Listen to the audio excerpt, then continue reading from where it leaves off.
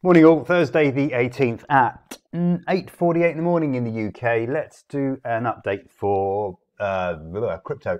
So Bitcoin here broke lower. Now I thought we would get through this 59,000 level, but we keep spiking down below it and recovering. So someone down here keeps buying Bitcoin and trying to hold it above the support level. Fair enough.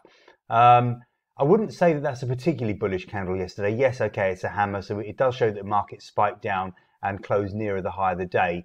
But we just haven't got through some important resistance levels yet, which I'll show you on the short-term charts. So for me, stubbornly, I'm still bearish. Just in the very short term, I'm still bearish. I think we need one more shakeout of this market. This whole thing shouldn't really be happening in a bull market. We should be making steady progress, and we're just not. Clearly, there are sellers in here. Every time we burst up, we're met immediately with some sellers, as you can see. You know, all these blue candles are immediately followed by red candles. This blue one pushed down. A couple of winning days, again pushed down. A nice big blue candle, no follow through, a push down, and then we finally get up and to make a new all-time high. And you think, here we go, we've broken out of the congestion area, and then bang, bearish engulfing candle, consolidation. Bang, another move to the downside. So I just don't see us ready to resume the bull trend yet. Now, obviously, everything depends on this Fibonacci level around 59.5, and we're just hovering there. We're actually bang on it as I speak to you now. And I just think that we need to go down a little bit further, get into some serious oversold territory here, and then the market can resume the bull trend. Short-term charts that worry me the most, or it does for Bitcoin at least. You know, we got oversold on the short-term chart. We should have really had a good run up there, and we just didn't. We could not get through the first 23.6% fib at around 61,000. It just cannot get through it. So I think that if we're going to break anywhere, we're going to break to the downside. We've already broken last week's low, which was at 59.5, and I did say that should happen. I think that this will be the next target, 57.5. 56.5, but I could see us falling as far as 54,000, which would be a huge buying opportunity if we get there. Now, if we break up through 61.5 today, well, we run into the short-term fib resistance at 62.5, 63. There is just a lot of congestion for us to get through at the moment, and I just think we need a proper shakeout, get rid of the weak longs, maybe even get some shorts in, and then hopefully around the sort of 54 area, we can then regroup and resume the bull trend and have a proper big old push higher. There's really not a lot of point looking at the longer term charts. They are just a huge confusion. If anything, they only indicate the fact that we're in a short-term bear trend. And the longer term charts, the short-term charts really are the ones to focus on. This is where the levels are working. Nice.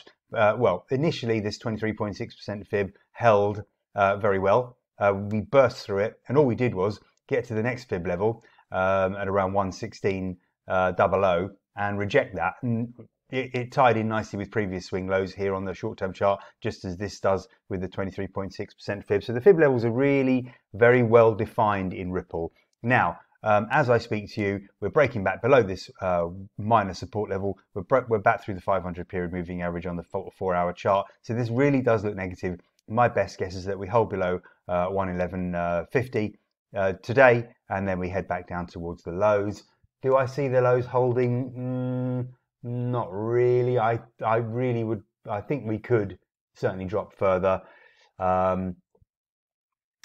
It's much more difficult to read, but I just think there is some more downside to Ripple.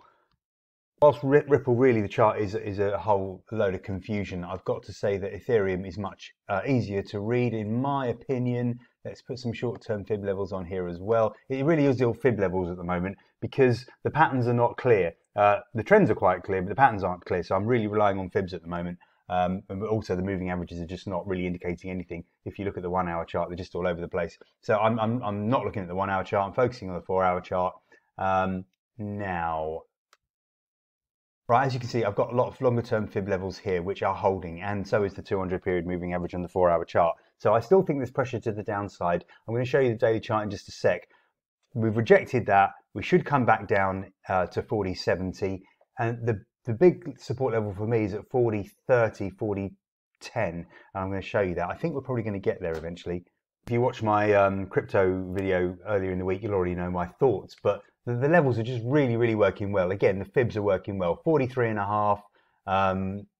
That was the good support level before, and that broke. As soon as it broke, we headed straight towards the next support level. I had it around 54,000. We didn't quite get there. We got to 40.70, and then we had a real nice bounce back. Bulls thinking they're fully in control, but they're not, because they just fell at the first hurdle, which is around 43.00, 43.50, for obvious reasons. It ties in really nicely with the price action, where you've got these long wicks indicating, powerful selling here, powerful buying here. And of course, the sellers came in this time at that level. So it does look like we need to get down to 54,000. That should be a very good support level. It's already worked. It ties in with this previous all-time high or swing high up here.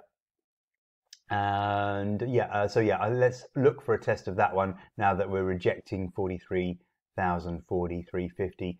But this could be the low for the move. We could then take off from there. If it isn't, well, we'll examine it further down the line. But for now, that is where I'm seeing for these three crypto coins. A little bit more on the downside, but then opening up some great buying opportunities, because we are still in a bull trend. By the time we get to that level, this slow stochastic should be in seriously oversold territory. And as I've said before in previous videos, these coins don't spend a lot of time in oversold territory, because of course we are in very strong bull trends. Things are pretty much playing out exactly as I had expected at the beginning of the week or at the end of last week, when we got these sell signals, when we got these breakdowns. Nice clear breakdown that we had in Ethereum obviously was going to lead the market lower. And the break below that fib level, of course, triggered the move to the next fib level. So yeah, everything's playing out as I expected so far. We'll see if I'm right about a retest of some lows and some buying opportunities. If you're watching this video delayed, I will release it to subscribers first, and then I will release it later on YouTube. Then if you're watching that, please do me a favor. Please like, please share, and please subscribe, and do all those things to help me build my numbers on YouTube. Thanks a lot.